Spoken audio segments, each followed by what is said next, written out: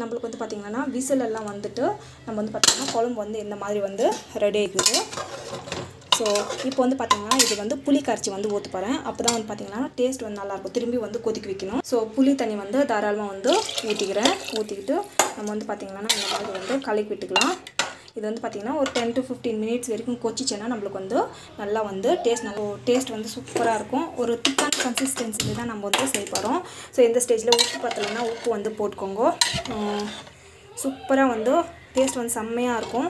இது வந்து பார்த்திங்கன்னா எங்கள் வீட்டில் யூஸ்வலி வந்து பார்த்திங்கன்னா இந்த மாதிரி 2 நாளைக்கு கூட வச்சுன்னு சாப்பிடுவோம். சூப்பராக இருக்கும். புளி ஊற்றின வாசி நம்மளுக்கு வந்து பார்த்திங்கன்னா சீக்கிரமாக வந்து கெடாது.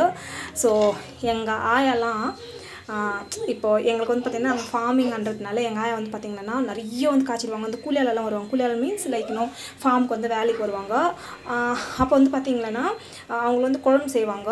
அந்த குழம்பு வந்து சில டைமில் வந்து குழம்பு வந்து நிறைய மீந்துடும். அந்த குழம்பு வந்து பார்த்திங்கன்னா சுண்டை குழம்பு மாதிரி செய்வாங்க. சூப்பராக இருக்கும். ஸோ அது வந்து பார்த்திங்கன்னா அப்போல்லாம் அந்த உருண்டை ஊற்றி கொடுப்பாங்க. ஸோ மிஸ்ஸிங் மை பாட்டி ஸோ மச். இப்போ வந்து பார்த்திங்கன்னா இதை வந்து பார்த்திங்கன்னா அப்புறமா நான் வந்து எங்கள் அம்மா வந்து எங்கள் ஆயா கிட்ட கற்றுக்கினாங்க. எங்கள் அப்பாவை பெற்ற ஆயா மீன்ஸ் அம்மா. ஸோ எங்கள் அம்மா வந்து நான் கற்றுக்கிட்டேன்.